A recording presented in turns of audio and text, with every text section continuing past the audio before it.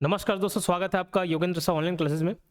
हाल फिलहाल में एडीओ की वैकेंसी जारी हुई है। समझ लो कितने पोस्ट पर, लगभग 200 पोस्ट पर, ठीक, टोटल 200 पोस्ट पर ये वैकेंसी आई है। और अभी फिलहाल क्रेज उसी का है, एडीओ का। मैं इस वीडियो में आपको क्या पढ़ाने वाला हूं, तो ग्रामीण विकास से संबंधित एक टॉपिक है मनरेगा। मनरेगा के मैं टॉप 30 एमसीक्यूज कराने वाला हूं जो बहुत ही इंपॉर्टेंट है, वीवीआईएमपी, ठीक। और थोड़ा बहुत एक्सप्लेनेशन भी देंगे तो उससे पूरा एक टॉपिक का ही आपको आइडिया हो जाएगा। लेकिन उससे पहले मैं जो बता रहा हूं उसको ध्यान से सुनिएगा। जितने पुराने सवाल पूछे गए हैं मुझसे प्रीवियस वीडियोस में, उन सभी सवालों का जवाब मैं दे रहा हूं, तो वीडियो को स्किप ना करें, सवाल जवाब सुन ली, आपके काम आ सकता है, ठीक। पहली बात कि सर इसका सिलेबस क्या है। सिलेबस पिछले वाले में शायद थंबनेल मैंने डाला और सिलेबस पे जिक्र नहीं किया हूं नहीं किया हूं, मुझे ध्यान नहीं है, बदलाव होगा।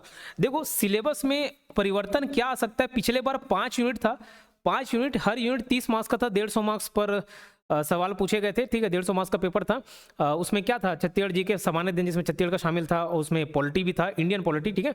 उसके अलावा हिंदी था, ग्रामीण विकास आजीविका मिशन और पंचायती राज, 5 अलग अलग यूनिट और 30 क्वेश्चन हर यूनिट के, मतलब 150 क्वेश्चन। इस बार सिलेबस हो सकता है 100 क्वेश्चन का हो जाए। अभी सब कब कंफर्म होगा, जब डिटेल नोटिफिकेशन व्यापम में आएगा तभी सिलेबस की, तो उससे पहले तैयारी नहीं करेंगे या करेंगे, है ना। सिलेबस में क्या बदलाव होगा, ये जो आपका ग्रामीण विकास आजीविका मिशन पंचायती राज है, ये तो रहेगा ही रहेगा, है ना। साथ ही साथ ये बताया जा रहा है, ये माना जा रहा है और यही होगा, ठीक है, कि इंडियन जीएस को पूरा का पूरा शामिल कर लिया जाए। इंडियन जीएस को शामिल कर लिया जाए, ये बेस्ट प्रोबेबिलिटी है, ठीक है। इंडियन जीएस को शामिल कर लिया जाए, बाकी सारे सिलेबस लगभग वही रहने वाले हैं, मैथ्स रीजनिंग इंक्लूड नहीं होगा, ठीक है। तो ये सिलेबस पर बात करेंगे। बोनस मार्क्स, देखिए बोनस मार्क्स पिछले बार 15 मार्क्स का बोनस दिया गया था, किनको, पीजीडीआरडी वालों को, किनको, पीजीडीआरडी वालों को, है ना। अब देखिए जो एजुकेशनल क्वालिफिकेशन है, एजुकेशनल क्वालिफिकेशन में क्या बोला गया था पिछले बार जब 2017 में वैकेंसी आई थी, और 2017 में वैकेंसी आई थी 213 पोस्ट के लिए, 213 पोस्ट के लिए वैकेंसी आई थी, ठीक। उस समय भी पीजीडीआरडी वालों को बोनस मार्क्स मिला था, कितना, 15 मार्क्स। लेकिन उसका कैलकुलेशन पहले वो परसेंटेज में निकाले, है ना, 85%, देन 15 मार्क्स। ऐसे ही इस बार भी कैलकुलेशन होने को होगा। लेकिन अभी पीजीडीआरडी वालों को कितना बोनस मार्क्स मिलेगा उस पर संशय है, ठीक है, क्योंकि पिछले बार पेपर 150 मार्क्स का हुआ था, इस बार होने वाला है 100 का। तो कितना बोनस मिलेगा अभी 2-3 महीने में क्लियर हो जाएगा। 2-3 महीने में हो सकता है डिटेल नोटिफिकेशन आ जाए व्यापम का, तब क्लियर होगा। बट उससे पहले ये आप जान लीजिए कि बोनस मार्क्स मिलेगा।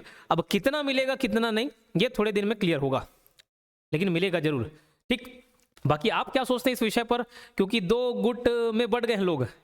एक गुट ये है कि नहीं सर बोनस मार्क्स मिलना चाहिए, एक गुट ये है कि बोनस मार्क्स नहीं मिलना चाहिए, सर आंदोलन करिए इसके ऊपर, ठीक। आप क्या विचार रखते हैं इस पर कमेंट बॉक्स में जरूर बताएंगे, ठीक है। अब ये भी बात करते हैं कि पीजीडीआरडी आपके पास है नहीं है तो सिलेक्शन होने के चांसेस कितने, बच्चे पूछ रहे हैं सवाल, और हर कोई इसका जवाब अलग अलग बता रहा है। कोई बोल रहा है कर लो, कोई बोल रहा है नहीं कर लो। सर एक इंस्टीट्यूट वाले बोल रहे थे कैसा भी हो आपको करना ही है, पीजीडीआरडी हो नहीं हो, जो पहले से हार मान गया वो कैसा योद्धा, ऐसे मोटिवेट कर रहे हैं, ठीक। मैं आपको रियल फैक्ट्स आपके सामने रख रहा हूं, उसके बाद ये आपका स्वयं का निर्णय होना चाहिए कि आपको एडीओ की तैयारी करनी चाहिए कि नहीं करनी चाहिए। अब एज अ कोचिंग इंस्टीट्यूट का ओनर मैं तो यही बोलूंगा कि तैयारी करो भाई, ये कोर्स खरीदो, लेकिन मैं ये नहीं चाह रहा हूं, मैं आपके सामने फैक्ट्स रखना चाह रहा हूं। उसके बाद ये आपका स्वविवेक होना चाहिए कि तैयारी करें नहीं करें, क्या फायदा क्या नुकसान। पिछले बार जब 2013 वैकेंसी आई थी 2017 में, कितने लोगों का पीजीडीआरडी था, 8 लोगों का, मतलब 8 लोग ऐसे थे जो पीजीडीआरडी में सिलेक्शन लिए थे। पीजीडीआरडी किए रहने वाले तो बहुत थे, लेकिन जो 213 पोस्ट में सिलेक्शन प्राप्त करता थे पीजीडीआरडी किए वाले, वो कितने थे, 8 लोग थे। अभी पोस्ट कितना है, 200, तो अभी भी क्या 8 लोग रहेंगे, नहीं। अभी 8 लोग नहीं, इसलिए नहीं रहेंगे, कोई कर लिया है कोई बनवा लिया है। अब ये सब खबरें सबको मालूम है, कोई कर लिया कोई बनवा लिया है। तो अब पीजीडीआरडी का जो डिप्लोमा है, ये डिग्री है, ये बहुत सारे लोगों ने कर लिया है। तो स्वाभाविक सी बात है कि ये जो 8 संख्या वो बढ़ सकती है, हो सकते हैं 200 में से 8 का 16 हो जाए, 24 हो जाए, 50 हो जाए, संख्या बढ़ सकती है, ठीक। ये जो बोनस मार्क्स मिल रहा है कोई आम बात नहीं, इतना बोनस देना मतलब दशमलव चूक जाते हैं लोग, तो 10-15 मार्क्स का बोनस देना, हो सकता है वो रिवाइज हो तो कम भी हो सकता है, 5-10 भी हो सकता है, लेकिन अगर इतना वेटेज भी दे रहे हैं तो काफी है। लेकिन किनको तैयारी करनी चाहिए भैया, जिनका मैथ्स कमजोर है, समझिए बात को, आधा तो एडीओ के पीछे वही लोग पागल हैं जिनका मैथ्स कमजोर है, क्योंकि उनको मालूम है भैया बाकी व्यापम के एग्जाम्स में मैथ्स पूछता है। अब जब मैथ्स पूछता है 30 क्वेश्चन, तो आपसे ऐसी ऑलरेडी 30 में से 5 आप लेके आ रहे हो, 30 में से 10 लेके आ रहे हो, तो वहां तो ऐसे ही 15-20 मार्क्स का कमजोर आपको कमजोरी हो गया कि नहीं हो गया, कमजोर पड़ गए। ऐसे बच्चे जो मैथ्स के वजह से सिर्फ वीडियो सेलेक्ट किए हैं, तो मैं ये बोलूंगा कि बिल्कुल आप तैयारी करिए, क्योंकि मैथ्स की वजह से ऐसे आप पिछड़ते थे और मैथ्स आपके पढ़ने नहीं पड़ रहा है।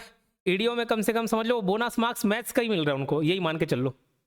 ऐसे बच्चे तैयारी कर सकते हैं। लेकिन ऐसे बच्चे जिनके पास दूसरा ऑप्शन है, जिनका मैथ्स एकदम तगड़ा स्ट्रांग है, 25 पूछता है तो 25 बना लेते हो, 30 पूछता है 30 बना लेते हो, 10 पूछता है 10 बना लेते हो, और आपके पास पीजीडीआरडी नहीं है, तो आपके पास और भी विकल्प है। अमीन पटवारी आबकारी आरक्षक है। 10 मिनट लूंगा इस पर बात करने, क्लियर तो हो जाओ पहले। पढ़ना चाहिए नहीं पढ़ना चाहिए, सिर्फ पढ़ के वेस्ट, सही चीज भी पढ़ना जरूरी है, सिर्फ पढ़ना जरूरी नहीं है ना।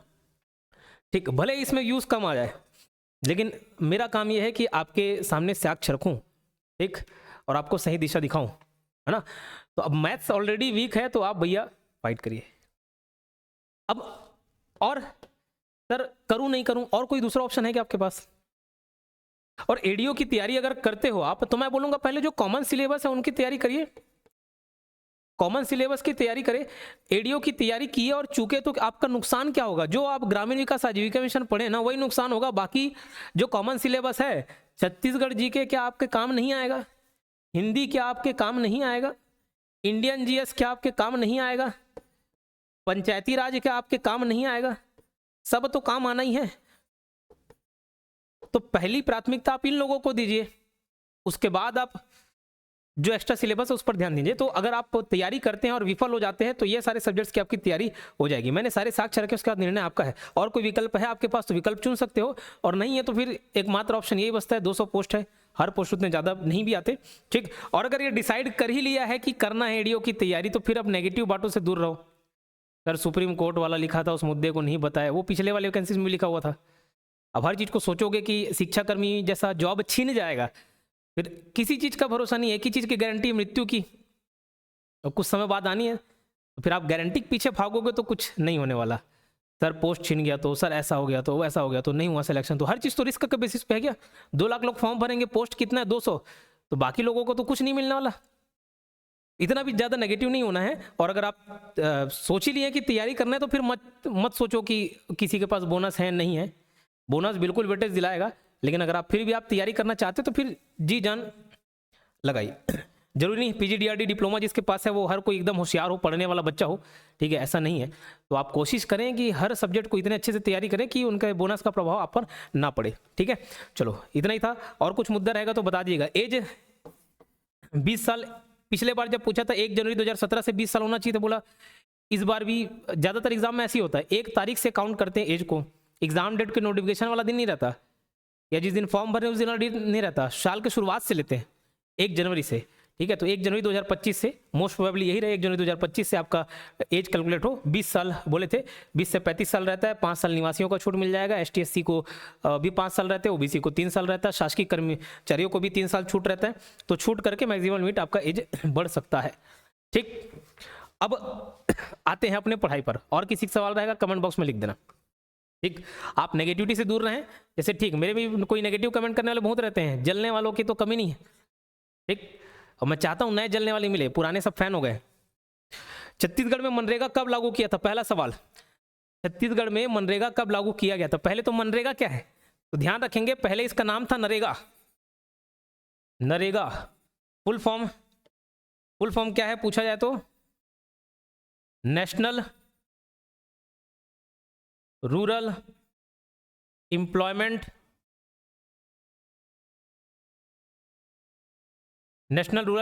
Guarantee act. और एक्ट कब का है? 2005 का। एक्ट कब का है? 2005 का। अधिसूचित कब किया गया था? 7 सितंबर 2005 को, ठीक है। अधिसूचित किया गया था 7 सितंबर 2005 को, ठीक है। NREGA national rural employment guarantee act, राष्ट्रीय, नेशनल मतलब राष्ट्रीय ग्रामीण रोजगार गारंटी अधिनियम 2005, ठीक। बाद में इसका नाम चेंज करके मनरेगा कर दिया गया। मनरेगा में ये जो एम जुड़ा है, वो एम मतलब है महात्मा गांधी। वो कब किया गया? मनरेगा 2 अक्टूबर 2009 को किया गया। कब किया गया? 2 अक्टूबर 2009 को, ठीक। लागू कब हुआ? छत्तीसगढ़ की बात नहीं, इंडिया में कब लागू हुआ वो भी 2006 को लागू हुआ, और छत्तीसगढ़ में कब लागू हुआ छत्तीसगढ़ में कब लागू हुआ? तो छत्तीसगढ़ में भी उसी दिन लागू हुआ। कब? तो ये ध्यान रखना, एक्स्ट्रा फैक्ट मैं बता रहा हूं। 3 स्टेज में पूरे भारत में लागू हुआ है और छत्तीसगढ़ में भी 3 स्टेज, पहला, दूसरा, तीसरा। First stage, second stage, third stage. ठीक, डेट क्या थी? तो डेट था 2 फरवरी 2006, 2007 और 2008। ये डेट है 2 फरवरी 2006, 2007 और 2008। 2 फरवरी 2006, फिर 1 अप्रैल, फिर 1 अप्रैल, ये डेट है 2 फरवरी 2006 को। ध्यान रखेंगे, पूरे भारत के 200 जिलों में इसकी शुरुआत हुई थी और छत्तीसगढ़ की बात करें तो छत्तीसगढ़ में 11 जिलों में। फिर ध्यान रखेंगे 1 अप्रैल 2007 को दूसरे चरण के तहत लागू हुआ टोटल 113 जिले में। अब मैंने पिछला वीडियो जब डाला मनरेगा का थियोरेटिकल पार्ट में, तो उसमें एक बच्चे ने कमेंट किया था, सर कोई 113 बता रहा, कोई 130 बता रहा, पढ़ने का मन नहीं कर रहा, कमेंट है, तो उसमें रिप्लाई किया था। ठीक है, और वो सोर्स भी बताया, मैं सोर्स भी बताया, जो स्टेट रूरल डॉट समथिंग कोई वेबसाइट है, वहां से मैंने देखा। 130 जो बोल रहे हैं एक्चुअली 1 अप्रैल को 113 जिलों में ही लागू हुआ था। 1 अप्रैल 2007 को 1 अप्रैल में 113 जिले में ही लागू हुआ था। बाद में 1.5 महीने बाद 17 जिलों में और लागू किए, तो इस तरीके से टोटल 130 है। लेकिन अगर आपसे पूछे तो 1 अप्रैल को कितने जिलों में लागू, तो 113 ही बताएंगे। छत्तीसगढ़ में कितने जिलों में लागू हुआ था दूसरे चरण में, मतलब 1 अप्रैल 2007 को, तो 4 जिलों में। उसके बाद 1 अप्रैल 2008 को रेस्ट जितने भी है रिमेनिंग सब में लागू हो गया। और यहाँ पे भी दुर्ग और अदर स्टेट में लागू हो गया, छत्तीसगढ़ में। ठीक है, अब सवाल है छत्तीसगढ़ में मनरेगा कब लागू किया गया? तो 2 फरवरी 2006, ऑप्शन हो जाएगा आपका सी। हर एक चीज बता रहा हूं। संपूर्ण भारत में कब लागू हुआ? संपूर्ण भारत में लागू हुआ 1 अप्रैल 2008 को। संपूर्ण छत्तीसगढ़ वाला भी फिर यही डेट लेंगे, संपूर्ण मतलब पूरे जिलों में 1 अप्रैल 2008। ठीक है, मेरे ख्याल से ये चीज क्लियर। अच्छा, ये 4 जिले कौन कौन से, उसको भी अपन बात करेंगे। 4 जिले, 11 जिले, वो भी मैं बता दूंगा। मनरेगा के पहले चरण में छत्तीसगढ़ में कितने जिलों में लागू किया गया था? क्या बताया? 11 जिले, 11 जिलों में लागू किए गए थे। कैसे याद करोगे? देखो, पहला जो जिला है, फिर दूसरा चरण वाला भी सवाल पूछ रहा है, तो दूसरे चरण का इजी याद रखना, सेकंड स्टेज का। सेकंड स्टेज में 4 जिलों में लागू हुआ। कैसे लागू हुआ? जमकर। कैसे लागू हुआ? जमकर। ज से याद रखना जांजगीर चांपा, म से याद रखना महासमुंद, महासमुंद, क से याद रखना कोरबा, क से याद रखना कोरबा, र से याद रखना रायपुर। तो ये 4 जिलों में लागू हुआ भाई सेकंड स्टेज में। 11 जिलों में जो पहली बार फर्स्ट स्टेज में 11 जिलों में लागू हुआ, उसको संभाग वाइज याद कर लिया। जैसे दुर्ग संभाग में अगर बात करें, कबीरधाम, शॉर्ट फॉर्म में लिख रहा हूं, कबीरधाम हो गया, और राजनांदगांव यहां लागू हुआ। ठीक है, रायपुर संभाग की बात करें तो धमतरी में लागू हुआ। बिलासपुर संभाग की बात करें तो बिलासपुर और रायगढ़ में लागू हुआ। ठीक, उत्तर संभाग की बात करें तो उसमें सरगुजा, जशपुर, कोरिया में लागू हुआ। दक्षिण मतलब बस्तर संभाग की बात करें तो उसमें लागू हुआ बस्तर में, दंतेवाड़ा में और कांकेर में। तो 1 2 3 4 5 6 7 8 9 10 11 जिलों में इनमें लागू हुआ। ठीक है, इतनी सी बात क्लियर। चलो, छत्तीसगढ़ में मनरेगा के दूसरे चरण किन जिलों में सबसे पहले लागू हुआ? महासमुंद, रायपुर, और 4 ठोक बताया था ना, जमकर वाला, जांजगीर चांपा, महासमुंद, कोरबा और रायपुर। तो इसका ऑप्शन हो जाएगा बी। मनरेगा के दूसरे चरण में देश भर में कितने जिलों में लागू किया गया था? क्या बताया अभी? 113। वो चार्ट को याद रख लेना। छत्तीसगढ़ में मनरेगा का पहला चरण कब लागू किया गया था? छत्तीसगढ़ में पहला चरण वही 2006 में ही लागू हुआ, 2 फरवरी 2006। इतनी सी बात क्लियर है, 2 फरवरी 2006। ठीक, चलो, मनरेगा का पूरा नाम क्या है? महात्मा गांधी राष्ट्रीय ग्रामीण रोजगार गारंटी अधिनियम। उसका अंग्रेजी में भी नाम याद रख लेना, Mahatma Gandhi national rural employment guarantee act. ठीक, चलिए, मनरेगा के तहत ग्रामीण क्षेत्रों में न्यूनतम कितने दिन का रोजगार गारंटी दी जाती है? देखो, इस क्वेश्चन का जवाब देने से पहले मैं और जानकारी दे देता हूं। ये पीडीएफ कहाँ मिलेगा आपको? टेलीग्राम चैनल में मिलेगा। ठीक है, तो ईडीओ की तैयारी ईडीओ की जो तैयारी है यूट्यूब पर भी फ्री में कराएंगे। जो बच्चे अफोर्ड नहीं कर पाते फीस, तो यूट्यूब में भी फ्री में होगी। उसका स्ट्रक्चर अलग तरीके से हो सकता है, जैसे एमसीक्यू के माध्यम से। तो एमसीक्यू के माध्यम से करा रहा हूं, तो कोर्स वाले भी यूट्यूब से देखकर बेनिफिट ले सकते हैं, और नॉर्मल बच्चे जो पेड वाले नहीं है वो भी बेनिफिट ले सकते हो। इसमें भी कम तैयारी थोड़ी ना होती है। लेकिन अगर आप डिटेल में उसकी तैयारी करना चाह रहे हैं थ्योरी वाइज, तो ईडीओ का कोर्स अवेलेबल है। ये बाजू में सारी डिटेल आप दिख जाएंगे। योगेन साहू क्लासेस नाम से हमारा एप्लीकेशन है। उस ऐप को आप डाउनलोड करेंगे और वहां से आप परचेस कर सकते हो डायरेक्ट, बहुत ही कम फीस पर हम अवेलेबल करा रहे हैं। तो आप उसका लाभ उठा सकते हैं। और कोर्स से संबंधित कोई भी जानकारी आपको चाहिए होगी, डिटेल चाहिए होगा, या कोई परेशानी आ रही होगी खरीदने में, तो 8770123687 इस नंबर पर आप कॉल करके जानकारी प्राप्त कर सकते हैं, अपनी समस्या को दूर कर सकते हैं। ठीक है, तो कोर्स परचेस करेंगे, अच्छे से आपकी तैयारी हो जाएगी। ठीक, उसमें रिकॉर्डेड वीडियोस मिलेंगे, पीडीएफ नोट्स रहेगा। कभी कभार हो सकता है पीडीएफ नोट्स तुरंत जैसे हम क्लास ले रहे हैं उसके कुछ दिन बाद अपलोड कर दें, क्योंकि टाइप करवाना पड़ता है। बाकी वो कंटेंट आपके लिए सफिशिएंट रहेगा। ठीक है, और ये जो मैं पढ़ा रहा हूँ उसका पीडीएफ कहाँ मिलेगा? टेलीग्राम चैनल में। ये एमसीक्यू वाले का जो भी यूट्यूब पर फ्री में पढ़ा रहा हूँ उसका पीडीएफ कहाँ मिलेगा? Telegram channel. टेलीग्राम चैनल भी इसी नाम से है, योगेंद्र साहू ऑनलाइन क्लासेस नाम से। ठीक है, चलो। मनरेगा के तहत ग्रामीण क्षेत्रों में न्यूनतम कितने दिन का रोजगार गारंटी दी जाती है? ध्यान रखिएगा, मनरेगा लागू ही कहाँ हुआ है? ग्रामीण क्षेत्रों में। शहरी क्षेत्रों में कि ग्रामीण क्षेत्रों में? ध्यान रखना, ग्रामीण क्षेत्रों में। क्या ध्यान रखोगे? ग्रामीण क्षेत्रों में। कहाँ लागू हुआ है? ग्रामीण क्षेत्रों में। किसको रोजगार देने के लिए? तो ध्यान रखेंगे अकुशल श्रमिकों को। किसको? अकुशल श्रमिकों को। ये जो थोड़ा डिटेल में पॉइंट बता रहा हूँ उसको याद रखना, यहां से क्वेश्चन पूछेगा तो घूम सकते हो। अकुशल श्रमिक, तो 3 प्रकार के श्रमिक हैं, ध्यान रखिएगा। 3 प्रकार के श्रमिक होते हैं।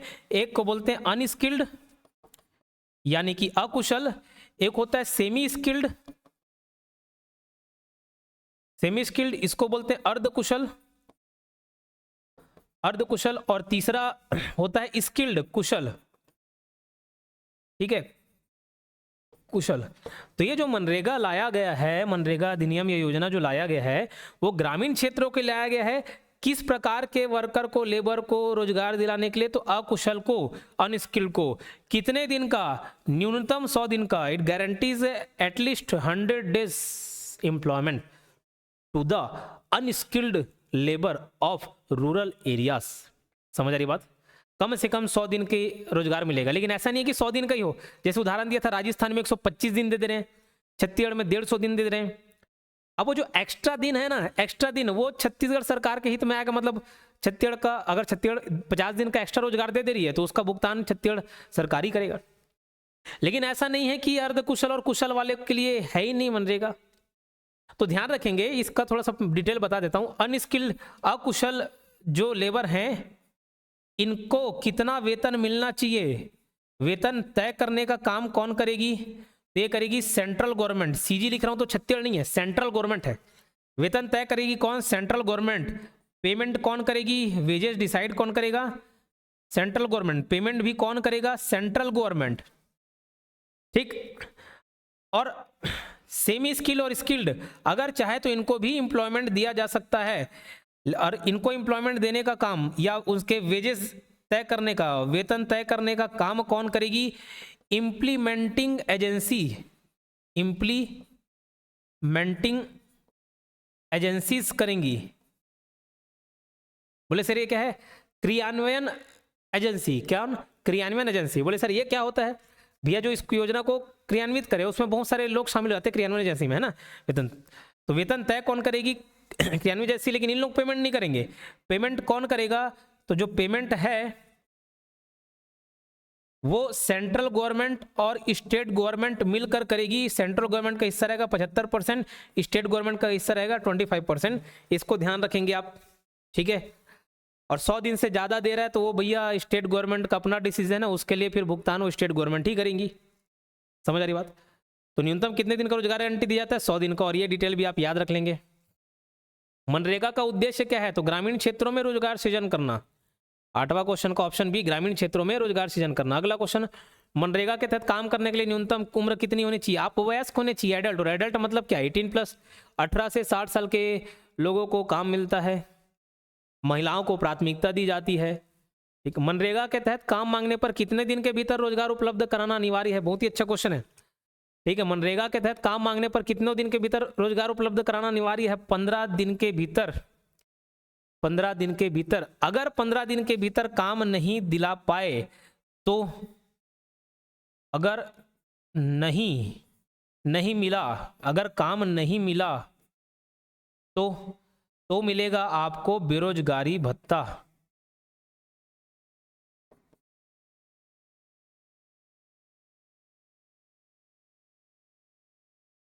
ठीक है, बेरोजगारी भत्ता मिलेगा, अनएम्प्लॉयमेंट अलाउंस मिलेगा। कितना मिलेगा? तो वो डिपेंड करता है 1/4 और हाफ। अगर वो पूछे तो आप कैसे जवाब देंगे, तो उसका एक बेसिक सा कैलकुलेशन है।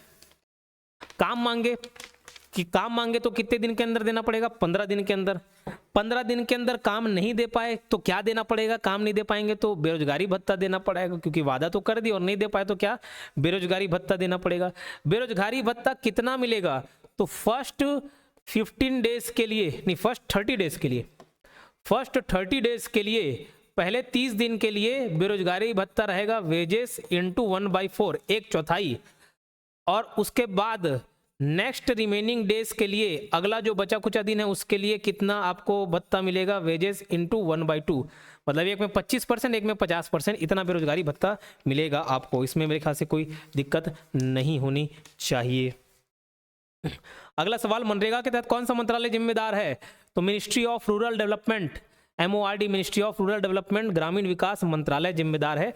आप चैनल को सब्सक्राइब कर लेंगे और इससे लगता है कि थोड़ा सा भी लाभ मिलेगा, तो आप सेशन को लाइक भी कर दे और कमेंट बॉक्स में अपनी प्रतिक्रिया जरूर दे। ठीक, मनरेगा का पुराना नाम क्या था, बताया नरेगा था। नरेगा राष्ट्रीय नेशनल एम्प्लॉयमेंट गारंटी एक्ट, राष्ट्रीय रोजगार गारंटी अधिनियम।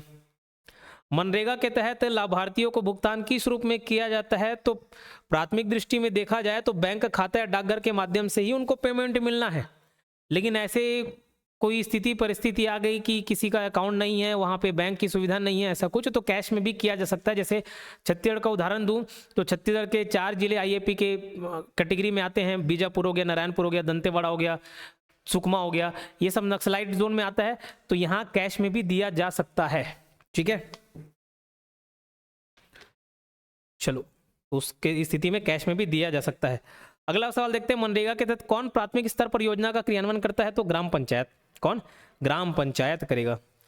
मनरेगा के तहत मजदूरी का भुगतान कितने दिनों के भीतर करना चाहिए, 15 दिन के भीतर। देखो, एक सवाल क्या था कि काम मांगने पर, काम मांगोगे ना भैया, वो ग्राम पंचायत थोड़ी ना उठ के आपके पास आ जाएगा। आप काम मांगे, काम आपको नहीं मिला, काम मांगे 15 दिन के अंदर देना है, काम मांगे तो 15 दिन के अंदर काम देना है। काम नहीं दिए तो क्या मिलेगा, बेरोजगारी भत्ता। काम मिल गया, ठीक है, देखो काम मांगे, काम मांगे अगर मिल गया, हाँ नहीं मिल गया तो 15 दिन के अंदर मिलेगा, नहीं मिलेगा तो इसके बाद क्या मिलेगा आपको, बेरोजगारी भत्ता। क्या मिलेगा, बेरोजगारी भत्ता मिला। काम मांगे, हाँ मिल गया, 15 दिन के अंदर काम देना पड़ेगा, नहीं मिला, क्या मिलेगा, बेरोजगारी भत्ता। कैसे मिलेगा, 2 इसका कैटेगरी था, एक 30 डेज के लिए, शुरुआत के 30 डेज के लिए 1/4 मिलेगा वेजेस का, ठीक है, जो भी मजदूरी दर होगा उसका 1/4, और नेक्स्ट उसके बाद जो बचे हुए दिन होंगे उसके लिए 1/2 मिलेगा, मतलब आधा पैसा मिलेगा वेजेस का। ये क्लियर हुआ। 15 दिन के लिए मिल गया, भैया काम करोगे तो पैसा तो मिलेगा, ठीक है। अब पेमेंट, काम करोगे तो पेमेंट तो मिलेगा जी, पेमेंट नहीं हो पाया, पेमेंट कितने दिन के अंदर करना है, पेमेंट भी 15 दिन के अंदर करना है। अगर 15 दिन के अंदर नहीं कर पाए तो 16वें दिन से 16th डे से ब्याज लगेगा पर डे, और कितना ब्याज लगेगा पर डे, 0.05%, 0.05% एक दिन का ब्याज लगेगा, ठीक है। मनरेगा के तहत काम ना मिलने पर क्या भुगतान किया था, बेरोजगारी भत्ता दिया जाता है, ये तो बता दिया आपको। मनरेगा का प्रमुख उद्देश्य क्या है, गरीबी उन्मूलन और रोजगार गारंटी। गरीबी उन्मूलन, भैया रोजगार मिल जाएगा तो पैसा मिल जाएगा उनको, गरीबी से दूर हो जाएंगे लोग। मनरेगा में भुगतान तय कौन करता है, केंद्र सरकार करती है। कौन, केंद्र सरकार तय करती है। इसका लेकिन बाइफर्केशन बता दिया था। मनरेगा का मुख्य फोकस किस प्रकार के कार्यों पर होता है, अकुशल श्रमिक कार्य। किस पर, अकुशल श्रमिक कार्य। मनरेगा के तहत रोजगार मांगने के लिए किसे आवेदन करना होता है, तो ये ग्राम पंचायत में आप आवेदन करेंगे। कहाँ आवेदन करेंगे, ग्राम पंचायत में, ठीक है, कहाँ आवेदन करोगे, ग्राम पंचायत में।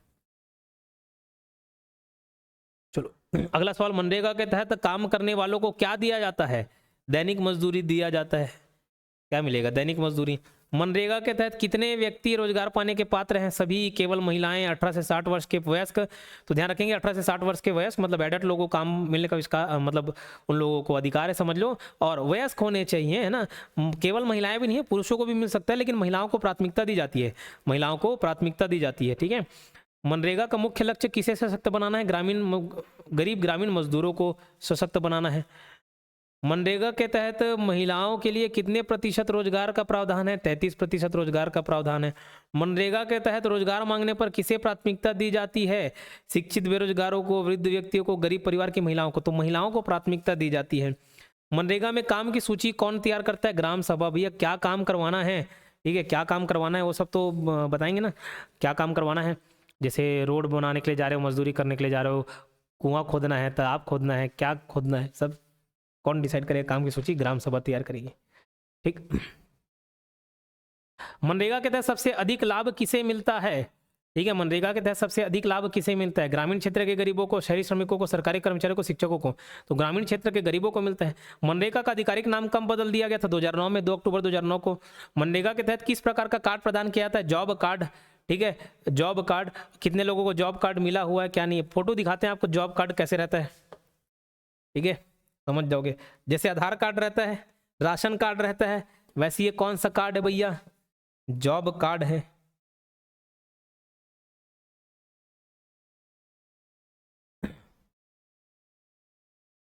ये देखो, ये है जॉब कार्ड, ठीक।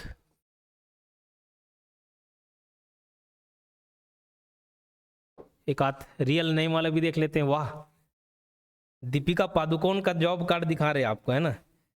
ये बात लीक नहीं होनी चाहिए, ठीक। ये देखो जॉब कार्ड ऐसे रहेगा, यहाँ पे जॉब कार्ड नंबर रहेगा आपका, ठीक है। स्टेट का लोगो, जैसे छत्तीसगढ़ स्टेट है तो वो issue date, category, address, village, gram panchayat, कौन से शहर में आ रहे हो, क्योंकि ग्रामीण क्षेत्र के लिए तो यही सब लागू होता है ना। ये किसी का नाम है, जॉब कार्ड नंबर दे दिया हुआ, एमपी होगी। ये दीपिका पादुकोण का फैमिली, ये फोटो डल गया हुआ है, ठीक है, दीपिका पादुकोण का। ये पूरा नाम, पता, गांव, सब चीज़ें दिया हुआ है, चेक। बॉलीवुड में आने से पहले वो मनरेगा के अंतर्गत काम की हुई है। जॉब कार्ड जारी होगा। मनरेगा की फंडिंग का अनुपात क्या है? 75% केंद्र और 25% राज्य। अगर ये सेशन अच्छा लगा होगा तो वाकई में आप लाइक करेंगे, कमेंट बॉक्स में बताएंगे कि ऐसे और भी डीप सेशन लाने होंगे, कि क्वेश्चन आपको तैयारी तो अच्छा डीप करना पड़ेगा। कट ऑफ की मैं बात करता हूँ, कट ऑफ कितना गया था और कितना तैयारी अभी आपको करना चाहिए।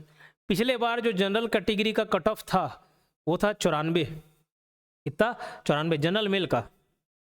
फीमेल का 87-88 तक गया हुआ था, ठीक। उसके बाद मतलब 94 मार्क्स से लेकर 74 मार्क्स तक सिलेक्शन हुआ है, 150 में, आउट ऑफ 150 में 94 से लेकर 74। ये फीमेल की बात कर रहा हूं मैं, फीमेल एसटी 74, फीमेल एसटी, और यहां तक 94 तक ये कट ऑफ रहा है। मतलब अगर 150 में देखें तो लगभग ये आपका 65% के आसपास बोल सकते हो, 65% में इनके बीच आ जाओगे, 60 से 65% में सिलेक्शन। लेकिन अब कंपटीशन बढ़ गया, अब आपको थोड़ा तगड़ा तैयारी करना पड़ेगा। और भी कोई डाउट हो तो बताएंगे, और एमसीक्यूज लाना होगा तो वो भी बताएंगे। आप बताओगे नहीं तो मालूम कैसे चलेगा सेशन अच्छा लग रहा नहीं लग रहा है। तो वीडियो उसी पर डलते हैं जिन पर प्रतिक्रिया ज़्यादा आती है, जिनका रिक्वायरमेंट बच्चों को रहता है, उन्हीं के लिए वीडियो बना रहे हो। वही नहीं देखे तो फिर मैं थोड़ी नहीं देखूंगा बना के। मिलते हैं नेक्स्ट वीडियो में।